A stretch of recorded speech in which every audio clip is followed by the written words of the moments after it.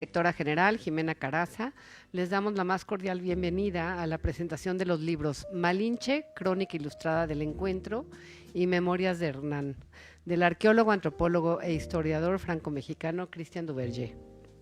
Originario de Burdeos o Bordeaux, Francia, Christian Duverger es en la actualidad una de las autoridades más relevantes en el campo de los estudios mesoamericanos y novohispanos.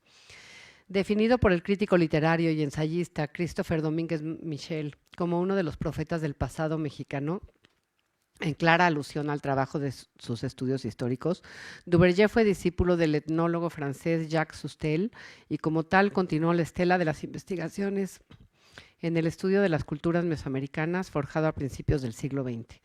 En términos generales, sus principales líneas de investigación se han centrado en temas como la dinámica cultural de la historia mesoamericana, la escritura prehispánica, el proceso de la conquista de América en el siglo XVI, el mestizaje y, por supuesto, la figura de Hernán Cortés.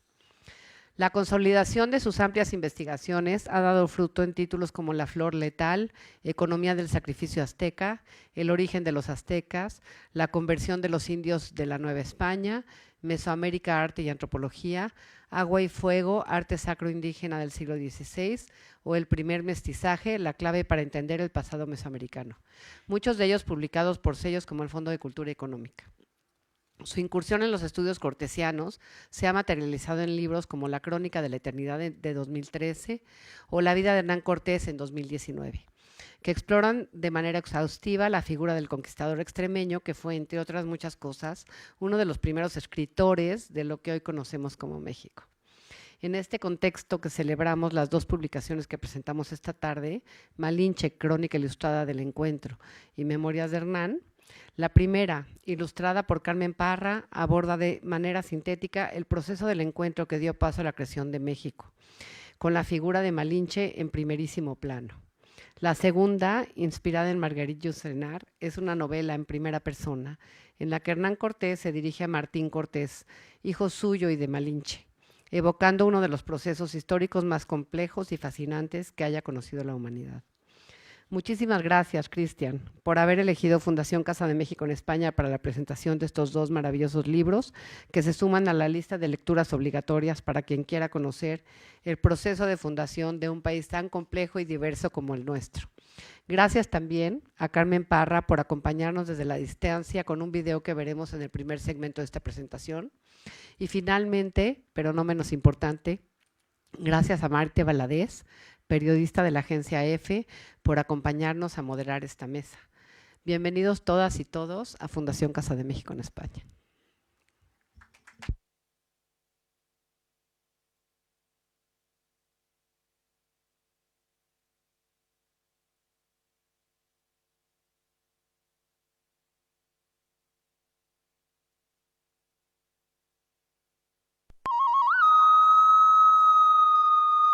Es un honor responder a la invitación formulada por la Fundación Casa de México en España, con motivo de la presentación del libro Malinche, Crónica Ilustrada del Encuentro. Es el inicio de una de las epopeyas más grandes de la historia, relatada desde la óptica y motivación de sus dos actores principales, la Malinche y Hernán Cortés, que marcan el inicio del mestizaje. Entender ese proceso histórico no es solo regresar la mirada siglos atrás, es también motivo para la reflexión, presente y futuro de nuestras identidades culturales, de los vínculos que nos hermanan. Tarea que considero está dedicada principalmente a abrir caminos para una reinterpretación del proceso que nos permita romper con los estereotipos que a lo largo del tiempo deformaron la verdad histórica.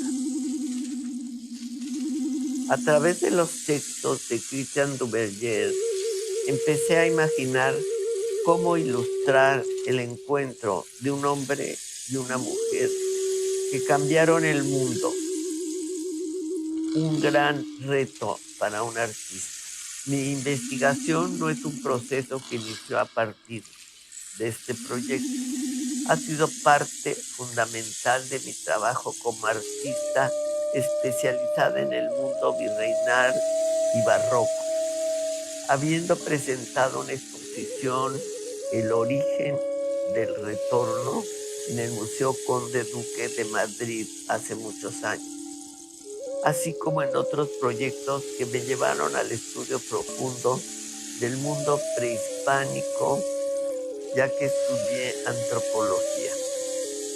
Para ilustrar esta obra, me sumergí en la imaginación del tiempo, trasladarme al siglo XVI para visualizar a los personajes, pues como decía mi maestro Edmundo Gorman, lo más importante de la historia es la imaginación, que nos permite acercarnos a paisajes, a mares, a geografías y personajes de diferentes mundos.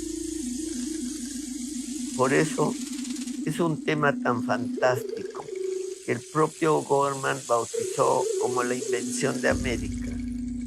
Utilicé papel amate por ser el único papel del mundo prehispánico que sobrevive hasta nuestros días, en el que se elaboraban los códices. Pues eso me permitió imaginarlo como un códice moderno. Entender ese proceso histórico no es solo regresar la mirada siglos atrás, es también motivo para la reflexión, presente y futuro de nuestras identidades culturales, de los vínculos que nos hermanan. Tarea que considero está dedicada principalmente a abrir caminos para una reinterpretación del proceso que nos permita romper con los estereotipos que a lo largo del tiempo deformaron la verdad histórica.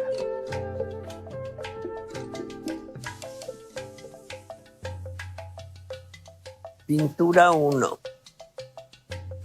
Situemos el origen de esta historia en Cuba, con Hernán Cortés, alcalde de la ciudad de Santiago, para imaginar a un hombre que decide lanzarse a un mundo desconocido, en un viaje sin retorno, reducido en capacidad numérica y de armas con unos cuantos caballos. Es la decisión de un solo hombre, como un mandato de vida, con apenas comentarios de unos informantes que le comunican la existencia de un gran imperio. Y decidido a triunfar, se embarca en ese delirio personal que sella su destino para siempre. Pintura 2. Siguiendo la ruta más corta, en Yucatán rescata a un náufrago, Jerónimo de Aguilar, y recorre el Golfo hasta la ciudad de Centla, lugar del primer encuentro armado y en el cual triunfa gracias a los cascabeles que portan sus caballos. Pintura 3. Ahí inicia el primer intercambio cultural, con la entrega de ofrenda y regalos de plumas, jade y oro. Y lo extraordinario es que se registra la primera experiencia del mestizaje, que toma lugar al aceptar de los caciques a 20 mujeres que se casan con sus lugartenientes. Una de ellas es Marina, joven, inteligente y hermosa, que tendrá un papel protagónico en nuestra historia. Pintura 4. Situados los dos principales actores, llegamos a Veracruz, el puerto más importante del México virreinal, donde Cortés funda la Villa Rica de la Veracruz. Pintura 5. Establece el primer cabildo y se encuentra con el enviado del emperador Moctezuma. Es entonces cuando Marina se convierte en intérprete y su presencia adquiere una nueva dimensión fundamental. Pintura 6. A continuación parten a Zempoala, en donde los recibe el cacique Gordo. Acuerda una alianza en contra de Moctezuma y se lleva a cabo un segundo mestizaje con los acostumbrados regalos que incluyen otras 20 mujeres. Pintura 7. Es aquí en donde Cortés presenta su segunda petición para entrevistarse con Moctezuma a través de 2 recaudadores de impuestos. El resultado es que le niegan el acceso a territorio mexica, pero a cambio de liberar al resto de los recaudadores, acepta no castigar a Zempoala, lo que le otorga a Cortés un estatuto de poderoso señor. En este cuadro se presenta el diálogo con los recaudadores y ejemplos de los bienes que Zempoala debía tributar, como se expresan en los códices. Pintura 8. Mientras tanto, envía a Carlos V las riquezas recibidas, joyas de oro, piedras preciosas, arte plumario, libros e instrumentos musicales. Y es así que tiene lugar la primera exposición de arte mexicano en Europa.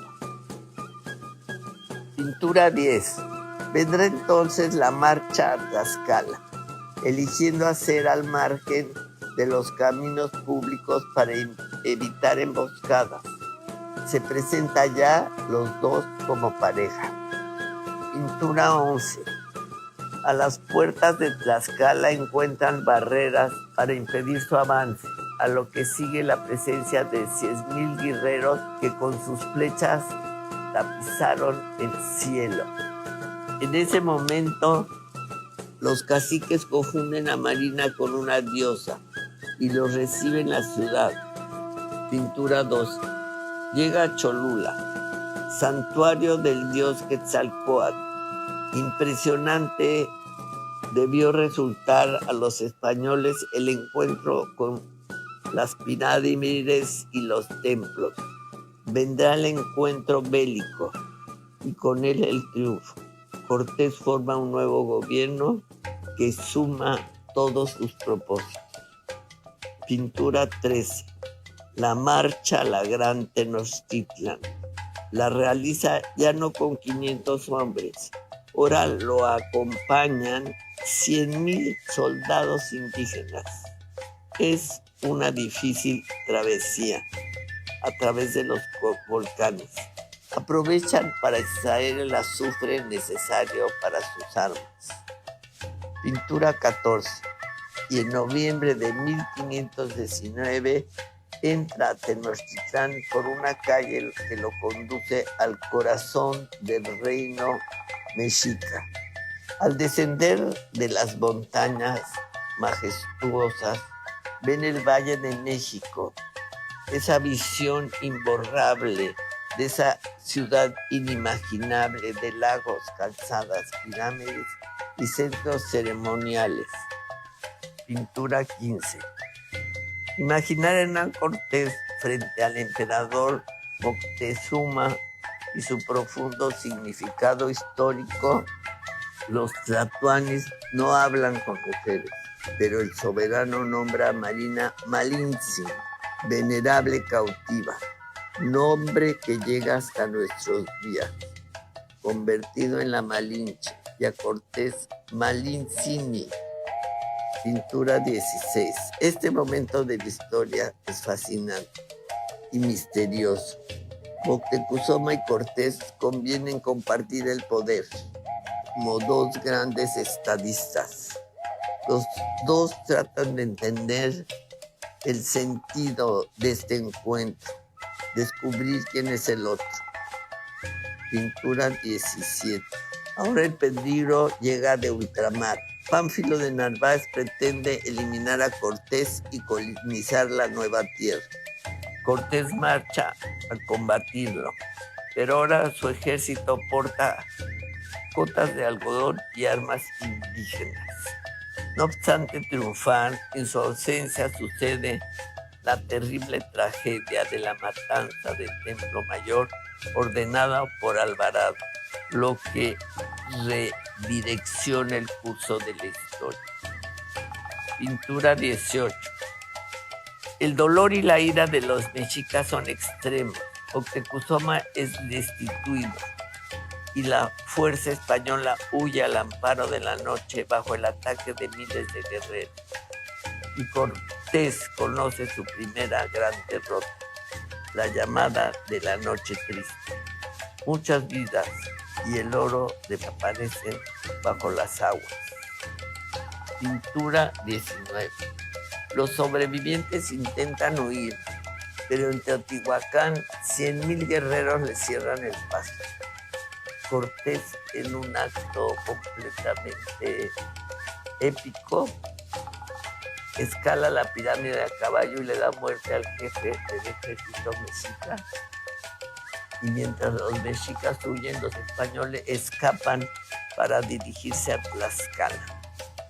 Pintura 20. Ya salvo en Tlaxcala, conquista Tepeaca para ganar nuevamente su favor e inicia la escritura de su segunda carta de relación. Invaluable documento para entender nuestra historia.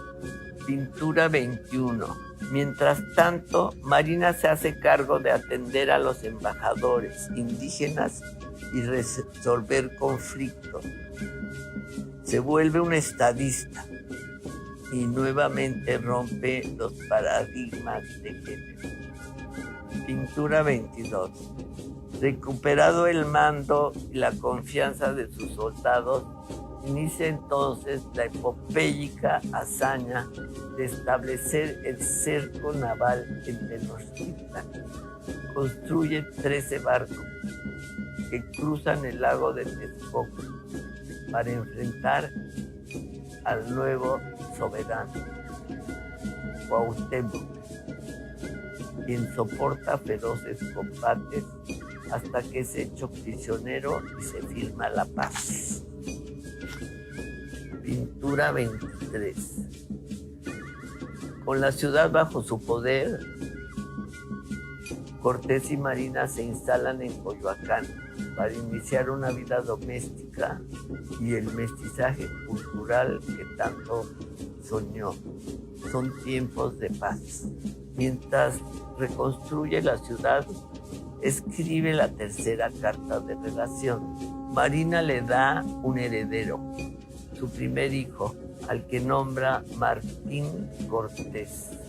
Orgullo que sea mestizo. Pintura 24.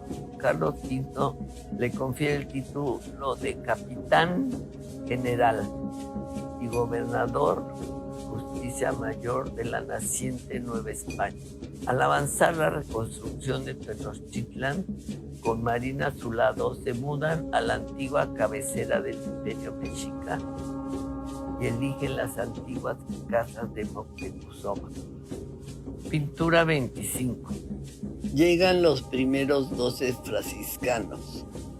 Sacerdotes mexicas y franciscanos dialogan con el apoyo de Marina, quien nuevamente rompe paradigmas, y se recogen testimonios de enorme valor científico, cultural, histórico y religioso. 26. Cortés y Marina se embarcan en la expedición a las Higueras, En Orizaba, al pie del volcán más elevado de Nueva España, Marina se casa con Juan Jaramillo, lugarteniente de Cortés, para después encontrarse con su madre, que se arrepiente y ella la perdona. Pintura 27. La muerte y el surgimiento del mito de la Malinche. Fue admirada y reconocida como madre del mestizaje hasta que su imagen y la de Cortés se estigmatizó en el siglo XIX, cuando los Estados Unidos defendieron la leyenda negra en la conquista. Hoy regresamos a una nueva versión. A través de estas imágenes tomó vida el maravilloso texto de Christian Duverger, quien le agradezco haberme permitido ser parte de una nueva historia de este contradictorio viaje de ida y vuelta.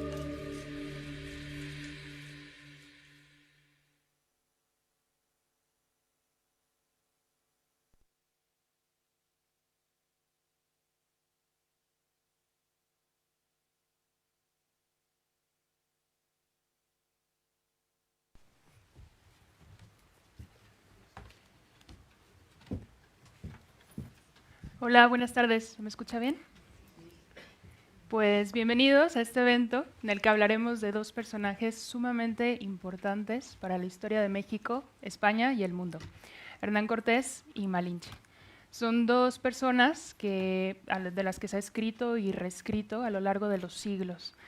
Eso es mucho tiempo, sin embargo, el tema sigue siendo de actualidad.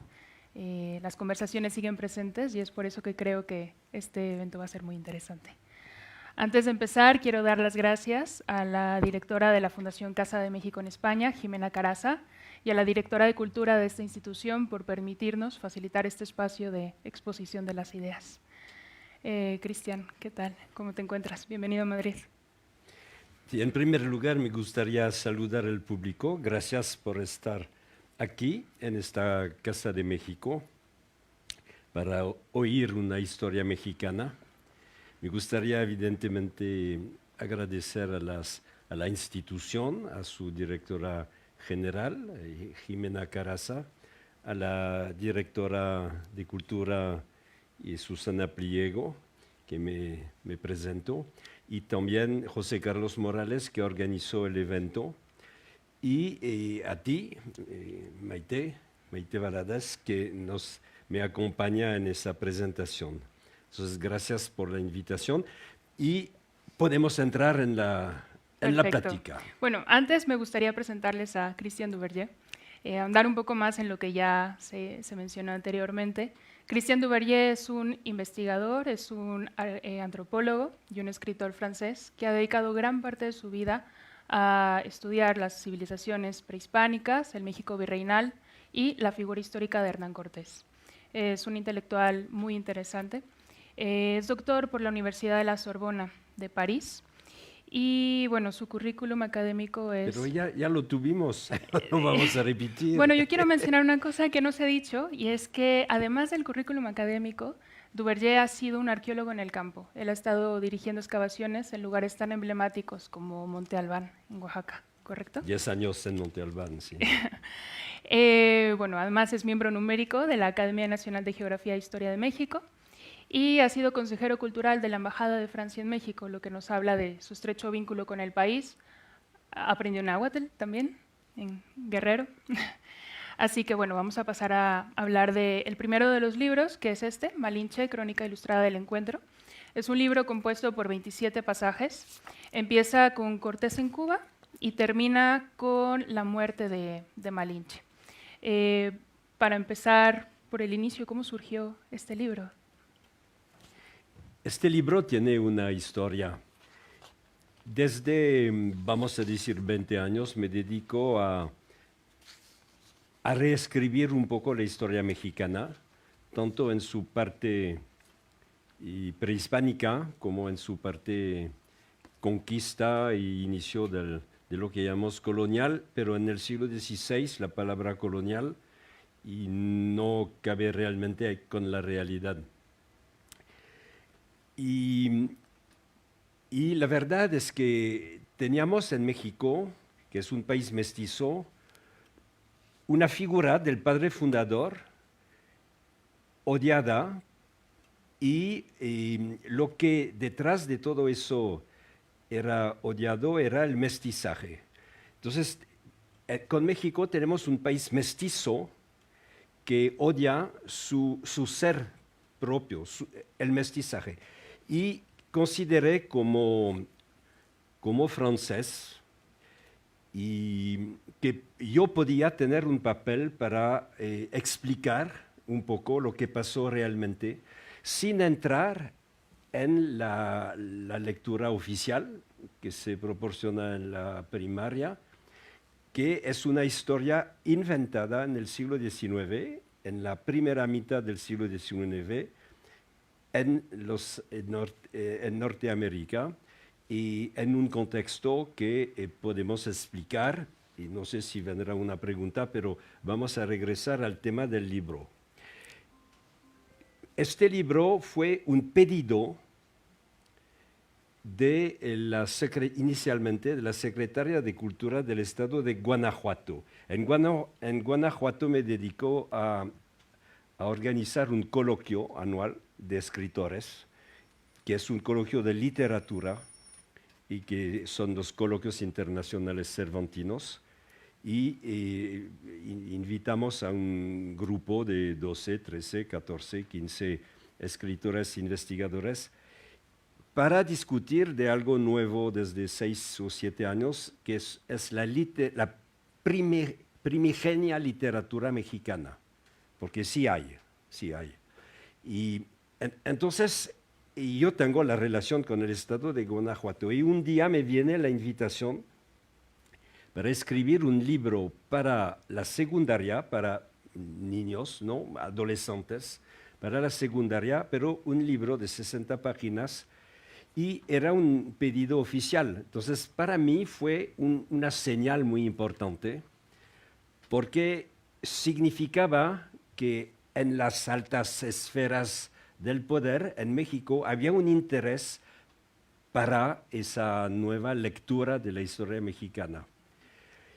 La condición era que sea un libro ilustrado, porque los libros para niños son ilustrados. Y ahí venía el problema, porque ilustrar un libro histórico escrito por un historiador, y hay un peligro enorme, y siempre hay un colega que va a explicar que el barco en la época no estaba así, la vela no estaba así, la espada no estaba así, etc. No era conforme a los estándares de la época. Entonces yo no quería entrar en una discusión de la ilustración de mi libro. Entonces tuve la idea de confiar la ilustración a un artista, porque cuando un artista dibuja un barco, un caballo, un papagayo, es el papagayo del artista, es el caballo del artista. Y no viene esa necesidad de apegarse a una realidad histórica.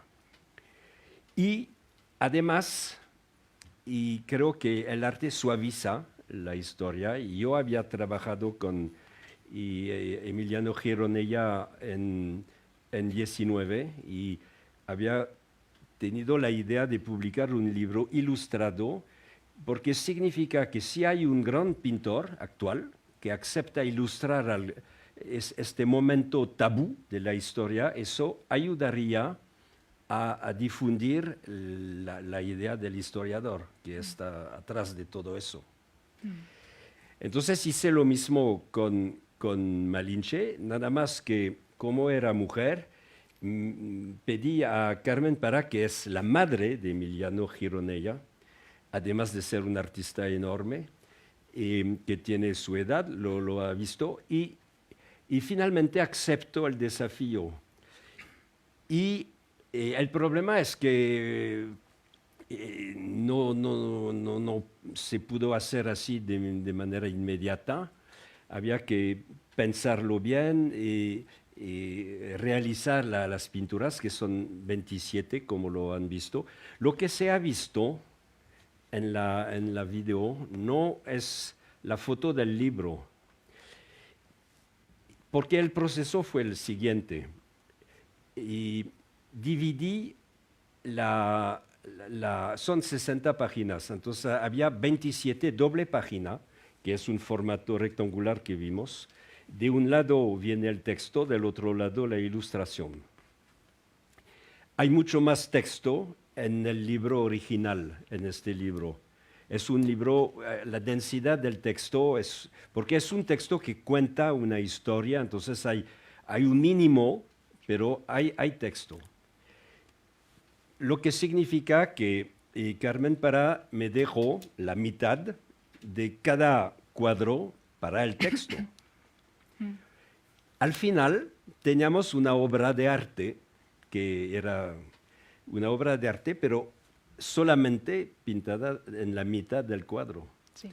Entonces tuvimos la idea de hacer un complemento y me pidió Carmen Pará de reintroducir texto, es lo que vimos en el texto, pero la reintroducción del texto no fue exactamente el texto del libro, es un texto en relación con lo que pintó Carmen Pará, pero como se ha podido notar, puse el texto de manera simétrica a la pintura de Carmen Pará. Por ejemplo, cuando Carmen Pará pinta un círculo blanco, yo puse el texto en otro círculo blanco. Cuando pinta un círculo de oro, hice una presentación del texto en oro, de manera a tener lo que acaban de ver, que es una obra de arte que nació del libro, que es otra etapa.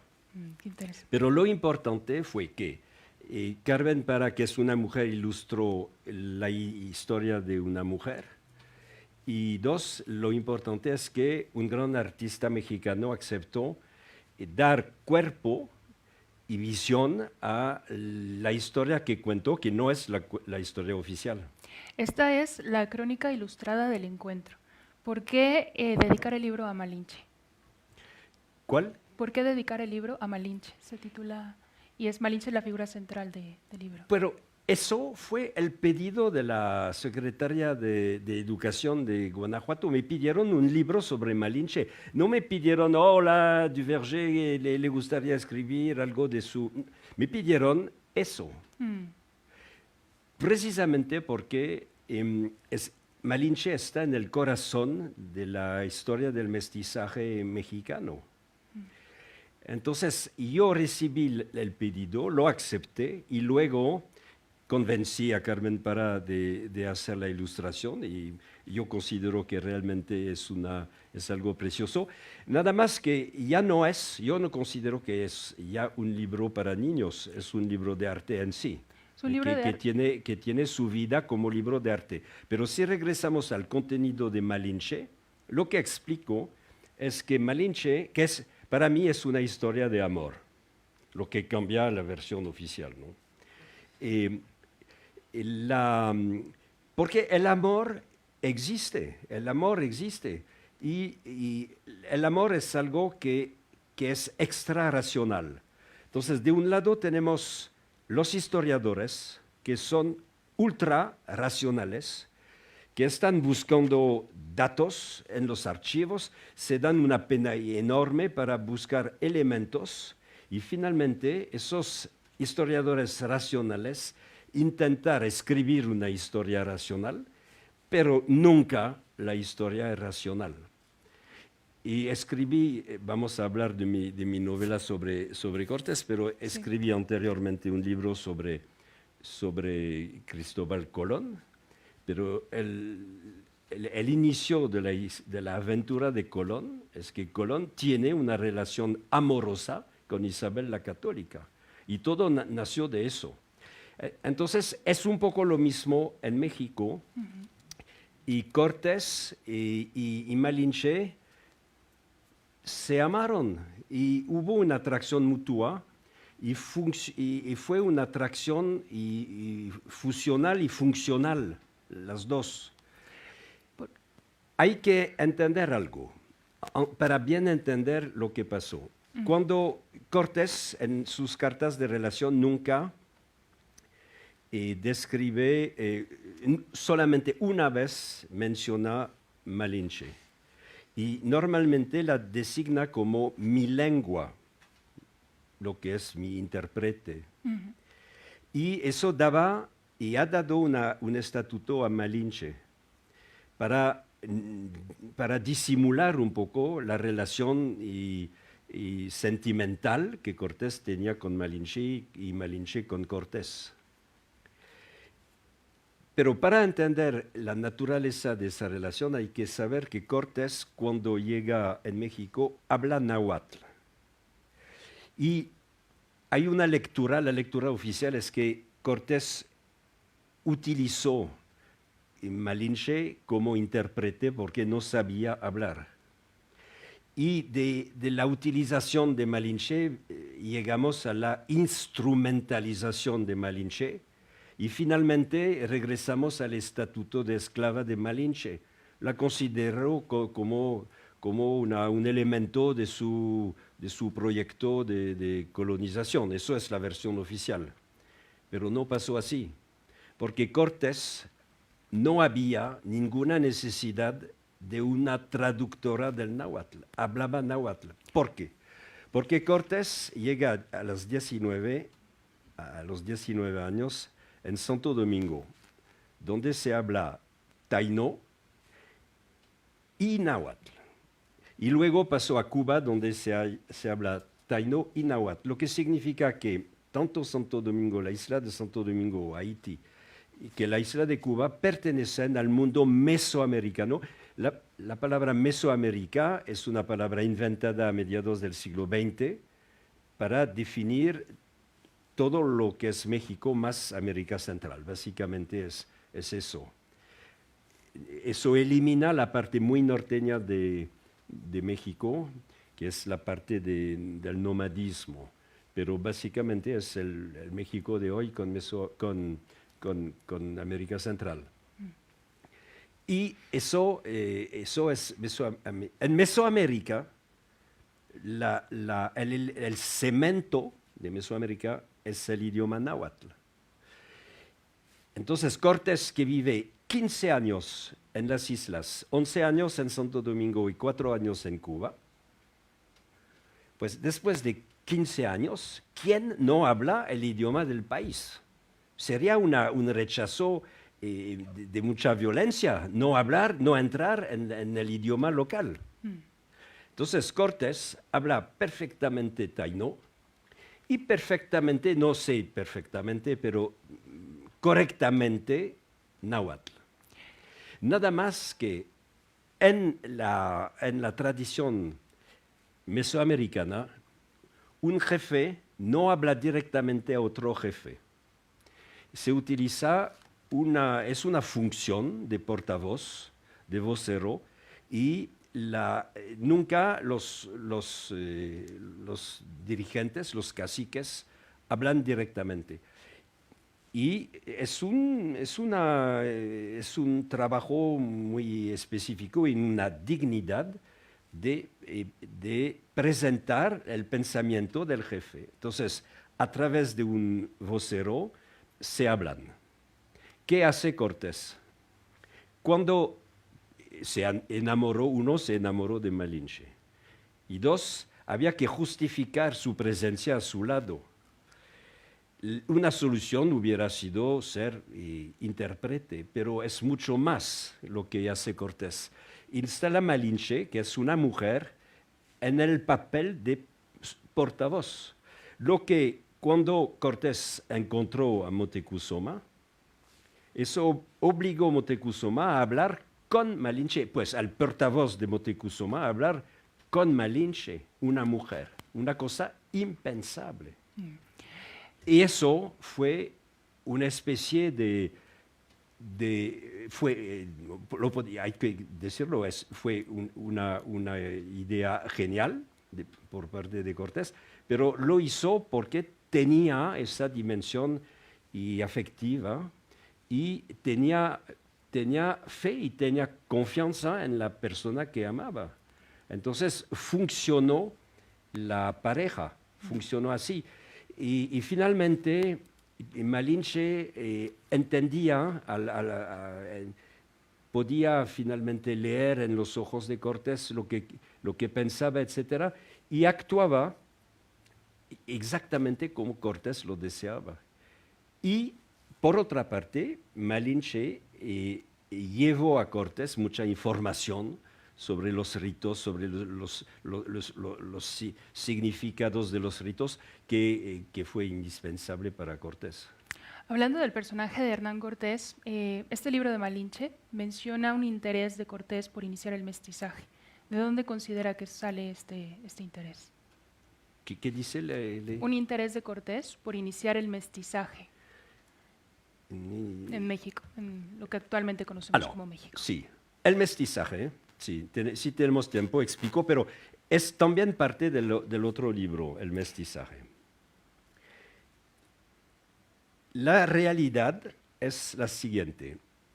Mesoamérica, entonces el bloque de México más América Central, y cuenta con 25 millones de habitantes. Es enorme, enorme. Hay que considerar que no son salvajes que andan desnudos, son sociedades que construyen ciudades enormes, pirámides enormes, y que saben hacer crecer el maíz y todas las plantas que inventaron, eso es otra temática. Pero había la posibilidad de mantener esa población. 25 millones de habitantes.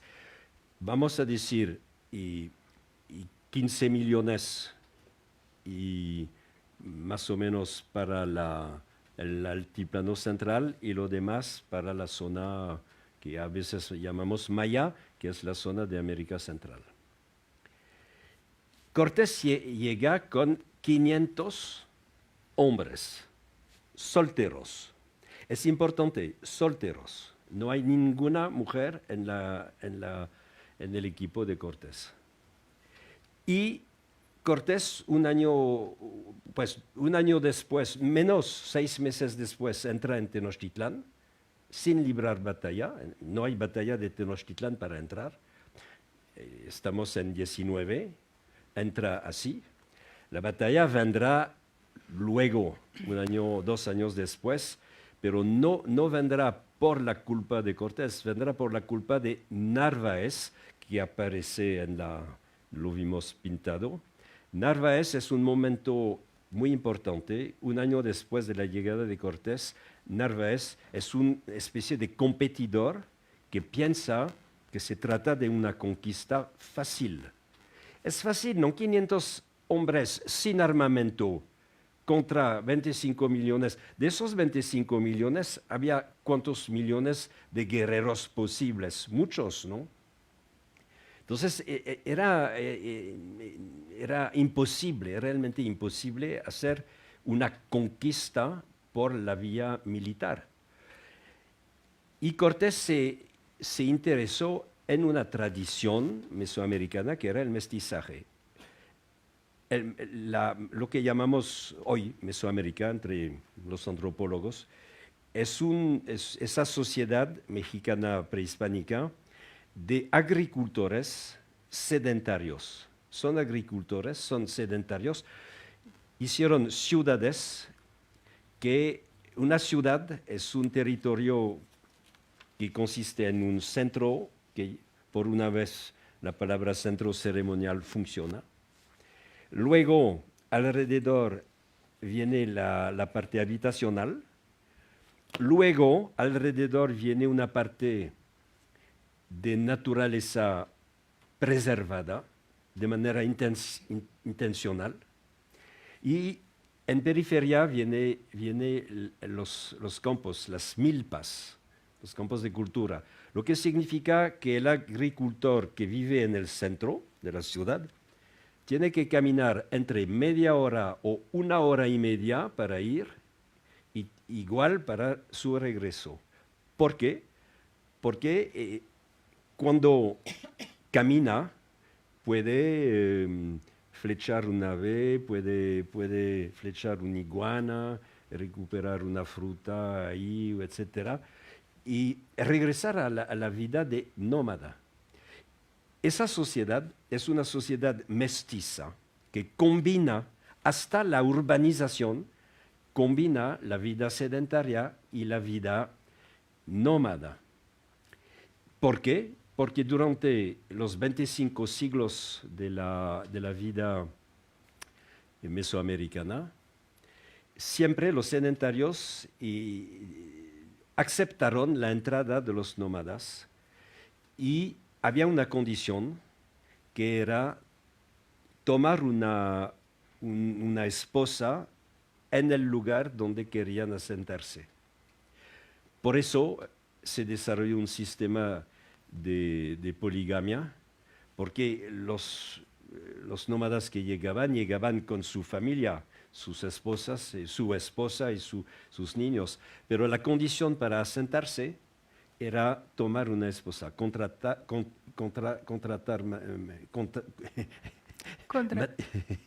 matrimonio, Sí.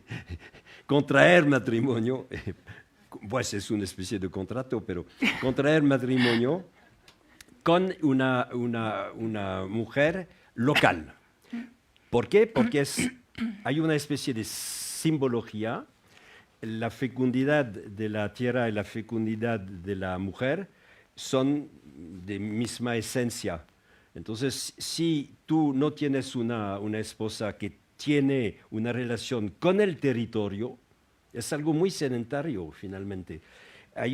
La mujer hay un intercambio de fecundidad entre la mujer y el territorio. Si tú no tienes una esposa que tiene una relación con el territorio, el suelo, tú no puedes entrar en la sociedad. Entonces, eso funcionó y eso se llama mestizaje. Cortés entiende el partido que puede sacar de eso. Por eso, su equipo es únicamente un grupo de solteros. Y cuando, después de la batalla de Centla, cuando Cortés gana, pues digo que son los caballos que ganaron lo que es cierto, la batalla. Después de la batalla de Centla, como tradición mesoamericana, se ofrecían mujeres. Eso significa, ustedes no están de aquí, pero quieren asentarse, aquí están sus esposas. Eso es mi hija, eso es la hija del otro jefe, etc. Y es lo que pasa en Centla. Y Cortés entra en este proceso de mestizaje. Y para regresar a Malinche, no va a tomar Malinche como esposa directamente, porque era complicado. Son 20 mujeres ofrecidas a 500 españoles. ¿Cómo hacer la distribución? Y Cortés tiene que inventar algo, e inventa el orden alfabético, que es neutro. Entonces, todos los que tienen un nombre de pila que empieza con A, entran y pueden vivir con una de esas 20 esposas. Entonces, si tú no te llamabas Alfonso o Antonio, no había ningún derecho a recuperar Malinche, que es parte de esas mujeres. Vale. Por eso Cortés, que se llama Hernán, no entró en la lista. no tuvo la suerte inmediatamente de poder vivir con Malinche. Eso vino después. De acuerdo. Vamos a hablar ahora de Memorias de Hernán. Sí. Para comentar, Christian Duverger tiene una biografía de Hernán Cortés que se publicó en 2 volúmenes. Teniendo ese antecedente, ¿por qué publicar este libro? ¿Qué intención había detrás? Pues es lo que se llama una trilogía. Escribí 2 libros sobre Cortés. Uno es sobre el mestizaje. Se llama La Espada, pero es irónico, ¿no? Porque finalmente la conquista no se hizo por la espada, un poco por la espada, pero básicamente a través de las mujeres. y a través de las 500 primeras mujeres que funcionaron como esposas de los 500 compañeros de Cortés. Y la conquista se hizo a través del mestizaje. Entonces, mi primer libro sobre Cortés explicó todo lo que acabamos de presentar, que Cortés utilizó una tradición mesoamericana, que es la tradición del mestizaje, para poder legitimar su presencia. No se asustaron los mesoamericanos de ver esos chichimecas que llegaban. Se asustaron quizá por el color de la piel, pero mucho más por los caballos. Pero eran hombres, ¿no? Barbados, blancos, pero eran hombres. Entonces, entraron en la categoría de los chichimecas, que eran esos nómadas que llegaban. Entonces, recibieron una acogida y había un deseo de integración. Eso fue mi primer tomo. Y el segundo tomo, que se llama La Pluma, eso es la idea que Cortés es un gran escritor desconocido. En México no sabemos que Cortés fue un gran escritor en su tiempo. Cortés escribe dos obras maestras, lo que es mucho para un solo autor. Es mucho. Escribe la segunda carta de relación en Tepeaca, después de la fatal Noche Triste. Entonces es una derrota de los españoles y regresa a Tlaxcala, que son los aliados de los españoles, pero en Tlaxcala no quieren renovar el pacto, ¿no? Porque es una cosa pactar con posibles vencedores, pero tener una alianza con derrotados, con perdedores, es otra cosa. Entonces no es tan fácil. Y los de Tlaxcala tienen una idea. Aquí tenemos una ciudad que se llama Tepeaca, que es un enclave de los mexicas en nuestro territorio. Y deseamos controlar esa ciudad. Si ustedes, españoles, se encargan de recuperar Tepeaca, serán los bienvenidos. Entonces había una condición a la victoria de Cortés, que era tomar Tepeaca. Cortés toma Tepeaca. Explicó en el libro, hay un capítulo sobre un hecho, es que era imposible motivar su tropa, que había perdido la guerra de la Noche Triste, había perdido todo el botín, todo el oro, que era la recompensa de esos soldados que no se pagaban. El Estado no pagaba, Cortés no pagaba, se pagaban como era el uso de la época. Carlos V tampoco pagaban sus soldados. Eso lo explica el saqueo de Roma en 1527, que es una barbaridad peor que la toma de Tenochtitlan. Entonces, estamos en este mundo.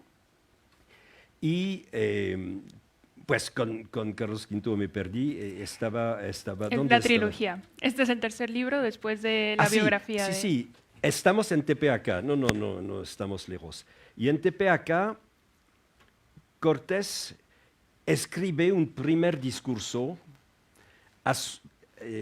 para sus hombres de renunciamiento, y renuncia a seguir y dice, vamos a organizar nuestro regreso a Cuba. Se presenta a las 8 de la mañana frente a sus hombres y se da cuenta de que sus palabras no corresponden a lo que ha escrito y ha preparado. Y su discurso es un discurso de impulso, de iniciativa, y habla de la grandeza de los españoles, de la virtud, cosas así, increíble. Y por la magia de esas palabras, su tropa, desanimada al último grado, acepta de dar la batalla de Tepeaca y la gana. Y eso da la idea a Cortés que el poder no está en las armas, está en las palabras. Inmediatamente después de la batalla ganada, la victoria de Tepeaca, Cortés para todo y escribe durante un mes la segunda carta de relación, lo que llamamos segunda carta de relación, que en realidad es verdaderamente la primera, y de esta manera, que cuenta su historia de amor con México. Y esa, porque cuenta el desembarco en Veracruz, etcétera, pero lo importante es eso, el contenido es que es una especie de testamento, que es una carta de amor escrita a México, lo que es un poco raro para un conquistador, ¿no? Que ama a su conquista. Y finalmente, este libro, que tiene una empatía extraordinaria, este libro fue un éxito de la imprenta de la época. Y hubo 12 ediciones en 5 idiomas en 5 años. Y de eso viene la envidia de Carlos V. Porque Carlos V, que era solamente emperador, y no era escritor. Y finalmente Cortés, que ganó la Nueva España, además es escritor y tiene una fama superior. Y eso provoca la prohibición de todos los escritos de Cortés. Pero hay prohibición porque era un autor exitoso y famoso. Pero ser un escritor famoso significa tener un talento. Y Cortés conservó este talento hasta el final de su vida. Y al final de su vida, y en Valladolid, 3 últimos años de su vida, decide escribir otra vez con el tiempo pasado, otra vez su historia a su manera para contar, por ejemplo, va a escribir la historia verdadera. Y en la historia verdadera, Malinche viene citada 100 veces, lo que es mucho. Y en un libro de historiador, o si es un libro de Díaz del Castillo, yo me preocuparía, yo sería Cortés, porque si el conquistador básico menciona 100 veces la esposa del jefe, eso significa algo. ¿Sí? Que estamos cortos de tiempo, entonces... A ver, hay que pararle. No, pero ya lo haremos. No, teniendo a Cortés... Pero podemos terminar. Sí. Cortés va a escribir en Valladolid su segunda obra maestra, que es la historia verdadera de la conquista de la Nueva España, atribuida a Díaz del Castillo, pero en realidad escrita en 3 años por Cortés en Valladolid. Y lo que va a inventar, todo eso tiene su lógica, ¿no? La prohibición impide, de Carlos V, impide a Cortés escribir, impide la impresión de las obras de Cortés, y con una multa enorme. La multa para tener en su armario, en su biblioteca, en su propia casa, para tener un libro de Cortés, la multa era del precio de un caballo, lo que es enorme. En la época el caballo es muy costoso. Lo que significa que Cortés tiene que burlar la censura y va a contar la historia al inventar un narrador ficticio. Este famoso narrador, que aparentemente es un soldado raso que cuenta la historia a partir del núcleo del pequeño grupo, este soldado no existe, es una ficción literaria, y eso evita a Cortés decir: yo tomé el puente, yo entré en la ciudad, yo, etc. Hubiera sido muy diferente, pero narrado por una especie de testigo básico, eso transformó la obra, y yo considero que es la novela realmente de la era moderna. Y este libro es un homenaje al talento literario de Cortés. Entonces tuve la idea de clonar un poco las memorias de Adriano de Marguerite Yourcenar, que es un libro, que son memorias ficticias. Y aquí es Cortés que al final de su vida, además de escribir la historia verdadera, escribe este libro, que es un libro testamento a su hijo Martín, con la temática, mi pobre Martín, y no pudiste conocer bien a tu madre, que murió, Malinche muere en 1528, que es después tuvieron 9 años de vida común con Cortés, y su hijo no conocí realmente su madre, y yo tampoco, tú no me conoces y yo no te conozco, entonces te voy a escribir este libro para saber quién eres tú, quién soy yo, y cómo funcionó la conquista, que no fue una conquista, sino una historia de amor con tu madre. Eso es la temática del libro. Es una manera mucho más suave de contar la conquista.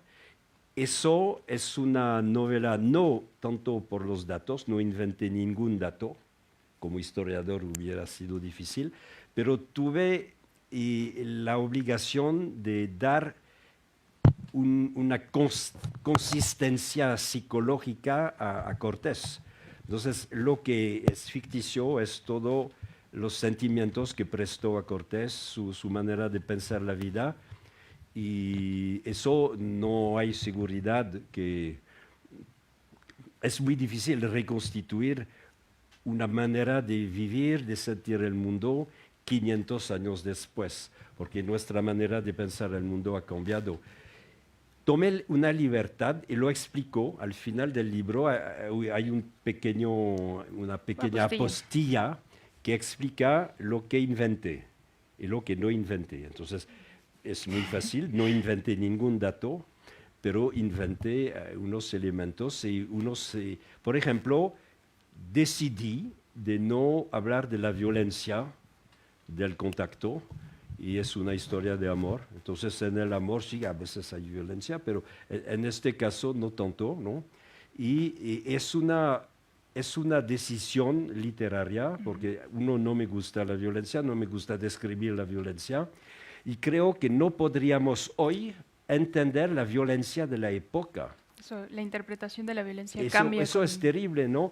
Y, por ejemplo, todos los suplicios de los bandidos, etcétera, eran públicos, lo que significa que los niños podían asistir a una persona quemada viva, etcétera, cosas horribles. Hoy es muy difícil aceptar este nivel de aceptación de la violencia. Entonces, es un libro suave. Sí, bueno, vamos a pasar a la última parte del evento. Tenemos poco tiempo, así que vamos a acotarnos a 2 preguntas. Les pido por favor que sean bastante concretos. Es mi culpa, hablo demasiado. No sé. El entusiasmo se comparte, así que es algo que se agradece mucho. Tenemos espacio para 2 preguntas. Les pido por favor que sean bastante concretos y sintéticos, por favor. Van a pasarle el micrófono. Bueno, fundamentalmente felicitaciones por los 2 libros y felicitaciones también a Carmen Parra, porque es una idea conjunta estupenda. Yo venía fundamentalmente esperaba que alguien me interpretara la biografía de Malinche.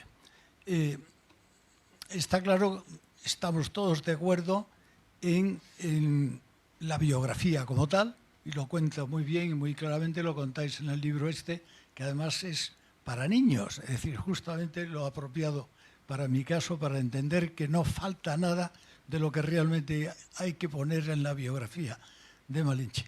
Pero interpretar la biografía de Malinche es donde hay las diferencias enormes. Entonces, yo he recurrido, para intentar interpretarlo, termino enseguida, a comparar un poco lo que hemos dicho de comparación, o ha dicho Cristian, con lo que pasaba en Europa en ese momento, es decir, las coetáneas de Malinche. Cómo vivía una mujer renacentista de su edad y en sus condiciones en Europa. No voy a poner el ejemplo, pero desde esa óptica cambia por completo la biografía de Malinche y se justifica todo lo que pasó con Malinche y la eleva a un nivel de dignidad que nunca aparece en las historias, y menos en las formas de entenderlo los indigenistas, ¿no? Entonces, si hay algún comentario sobre... Ha dicho un solo detalle que la dignifica, que es cuando habla desde el barco en Veracruz a los informantes de Moctezuma, le dice dos cosas que realmente es importante. Primero, es una mujer la que habla y debía hablar con autoridad, debía tener una presencia realmente seria, formal, una mujer que había tenido una vida, que tenía una cultura. Es una mujer que hablaba 2 idiomas y que había empezado de esclava y que termina siendo la primera dama de la historia de México. Y habla una mujer y además dice 2 cosas. Dice el Dios que coman ustedes primero y luego comerá él. ¿Por qué? Porque ya advertía sobre riesgos de envenenamiento, que es un capítulo que es superior al de las armas en esta historia. Segunda cosa que dice es que todos estos regalos se enviarán al emperador Carlos, con lo cual convierte directamente ante la tropa a Cortés en el virrey, el gobernador, mucho antes, ya sabemos qué es lo que pasó con la primera carta. Es decir, ese tipo de actitud de Malinche es que la eleva a un plano absolutamente sorprendente para mí. Poco a poco he ido investigando eso, que realmente nunca se ha entendido y que, por supuesto, anula por completo las campañas de los indigenistas. Nada de traidora, nada de chingada, nada de este tipo. Confío que esté de acuerdo conmigo. Por favor, vamos a pasar a... No sé si Duverger tiene algún comentario que hacer, pero... Sí, en el libro Memorias de Hernán, que finalmente completa absolutamente el otro libro ilustrado, porque es la vida de Hernán con Malinche. Básicamente el tema del libro es eso. Y luché durante muchos años contra una idea que había pasado algo como una divinización de los españoles, porque le llaman Teotl, lo que significa Dios en náhuatl, pero en realidad Teotl no existe como... Teotl significa Señor, nada más. Teotl u Teuctl u Tecutli es la misma palabra en náhuatl. Entonces no hay palabra para Dios, realmente. La palabra que utilizan en náhuatl es Señor, lo que significa que tienen un trato de señores, está bien. Dios dude, pero creo que finalmente Cortés aceptó entrar en este juego. Como vienen del este, y que Quetzalcóatl, el dios Quetzalcóatl venía del este, y por ejemplo, ¿cuál es el color del vestido que usa Cortés? Es negro con algo de rojo. ¿Cómo se llama el este en náhuatl? El lugar del negro, el lugar del rojo, que son los dos colores de la tinta que permiten escribir y pintar los códices. Lo que significa que Cortés, si se pone un vestido negro y con algo de rojo, dice, vengo del este, soy el maestro, el dueño de la escritura, del sabio. No dice soy Quetzalcóatl, pero dice algo en relación con la cosmovisión prehispánica. ¿Y qué hace con Malinche? Malinche va a inventar para Malinche un traje blanco con círculos azules que transforma Malinche en una diosa acuática, por ejemplo, una diosa del mar, y como una diosa. Y finalmente, a pesar de que no existe la palabra, el concepto de ser superior sí existía. Y finalmente, este Cortés, que tenía una presencia física muy fuerte, y Malinche, que tenía una belleza, una inteligencia, una manera de hablar excepcional, porque era una princesa, entonces conocía la manera culta de hablar. Esa pareja era estupenda, pero en el libro hay algo que me impactó, que es absolutamente histórico. Tenemos 3 versiones de cronistas diferentes. A un momento dado, que es en Tlaxcala, y Cortés intenta entrar en Tlaxcala, los tlaxcaltecas no quieren. Y finalmente hay embajadas, etc. Y a un momento dado, los caciques de Tlaxcala llegan al real de Cortés, el pequeño campamento de Cortés. Cortés está adentro y sale en primer lugar Malinche, como siempre, estoy aquí porque voy a hablar, voy a comunicar, soy la jefe de comunicación, ¿no?, de Cortés. Entonces sale Malinche y Cortés está atrás, adentro de la casa, de la casita de paja. ¿Y qué pasa? Los caciques se humillan y se prosternan frente a Malinche por su belleza, por su presencia física, por su vestido de blanco, etc. Entonces pasa algo con Malinche. Y luego viene Cortés y finalmente los caciques invitan a Cortés y a Malinche a entrar en Tlaxcala y eso es el inicio de la alianza con Tlaxcala. Pero seguramente alrededor de Malinche hay algo que está en relación con la idea que es una especie de diosa y que, ¿dónde viene esa diosa? ¿Dónde viene este Cortés? Si Cortés viene con una diosa azteca, significa que tiene una relación, y además este Cortés que habla náhuatl. ¿Qué es este blanco barbado que habla náhuatl y que anda con una mujer de estupenda belleza? Entonces eso fue lo que descubrí y finalmente creo que es el contenido de mi libro y seguramente le va a interesar. Nada más que es un libro que no está en difusión en España y no sé por qué, si es un conflicto interno en la casa editorial, un conflicto diplomático más importante, no sé, pero sí, no sería mal de buscar una manera de difundir este libro aquí en España, le interesaría seguramente. Sí, seguro. Hemos prometido una pregunta más, pero no sé si una. nos van a dejar. Si y voy a contestar de manera muy breve. Muy breve. Salimos. Nos damos 2 minutos. Sí, 2 minutos. Una pregunta concreta, por favor. Gracias. A ver, yo me he leído todos tus libros, te admiro.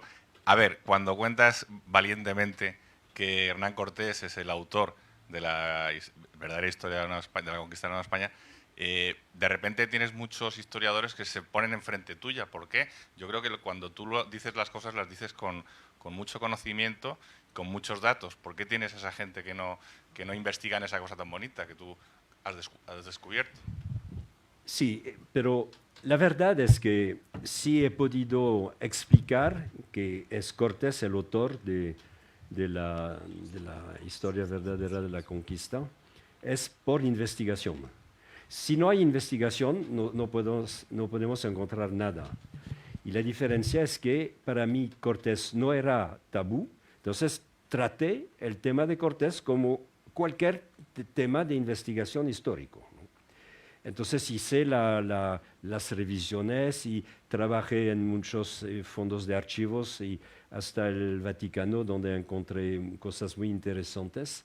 Y y eso hace que mi libro tiene una cierta fuerza documental y no se criticó ni mi trabajo ni los datos. Hasta hoy no vi, pues Duverger está equivocado cuando dice, etcétera. No. Lo que pasó, y lo puedo entender, es que cuando, de una cierta manera, hoy soy mexicano, pero durante muchos años fui francés y nací francés. Entonces, puedo entender que un extranjero que va a explicar la realidad de una historia nacional un poco diferente, no es fácil aceptarlo. Entonces, no entré en ninguna discusión y consideré que el tiempo haría su trabajo, que mis colegas, seguramente unos decidieron entrar en un cierto tipo de investigación y encontraron la misma cosa que yo. Entonces, de una cierta manera, se agotó el frente, vamos a decir, opositor por parte de los historiadores, pero queda muy profundo, eso hay que aceptarlo, y lo acepto, y para mí no es un problema, que cambiar una historia. Hace 2 días recibí un mensaje en mi sitio donde cada quien me puedo escribir de manera anónima. Pues dicen, pero no saben, no es mi mail privado, que no está en la prensa, pero siempre recibo un mensaje. Y el último que recibí hace 2 días era, y estoy de acuerdo con todo eso, pero me cuesta trabajo aceptar la idea misma que Cortés que Díaz del Castillo no existe. La distorsión y me explica que es algo que fue parte de la docencia de su primaria, etcétera, que para él es una creencia y que es mucho más difícil expulsar una creencia que está en relación con la fe o con algo extrarracional, y hay un conflicto entre la fe, que es extrarracional, y la racionalidad que presentó como historiador. Y eso lo puedo aceptar. Entonces, el rechazo, hoy lo puedo decir, ¿no? Hoy la aceptación de la idea es común. Los que luchan en contra son muy pocos. El público está conmigo, los jóvenes, todos aceptan la idea, porque finalmente es mucho más aceptable para un país tener un padre fundador que es un genio literario, padre de la novela moderna, y además que promovió el mestizaje, y cuando México es un país mestizo, y no sé, no vamos a dosificar, pero masivamente mestizo. Pero tengo otra reflexión, ¿no? Y ¿cuáles son las 2 grandes potencias de América Latina? México y Brasil. Los 2 son países mestizos. Y los que rechazaron el mestizaje a la manera cortesiana, a la manera mesoamericana, no tuvieron el éxito de desarrollo que corresponde a los grandes países que aceptaron el mestizaje. Lo que significa que para mí el mestizaje no es una fatalidad, no es una desgracia, es una continuidad de un movimiento cultural muy antiguo, y finalmente se cristalizó a través de la visión de Cortés, se cristalizó algo que hace que hoy México es una gran potencia internacional. Vamos a terminar con eso porque podríamos hablar durante toda la noche. Pero muchas gracias por la pregunta. Le voy a agradecer por su paciencia. Gracias. Gracias. Bueno, tenemos unos libros, tenemos 9 ediciones del libro de Malinche y uno de Memorias de Hernán. Entonces lo que hicimos, vamos a sortearlo entre los asistentes. Si quieren esperar, lo hacemos rapidísimo. Gracias a todos Sí, muchas gracias por venir. y gracias, Maite. A ti. Y gracias Maite. Y gracias, Maite. A ti.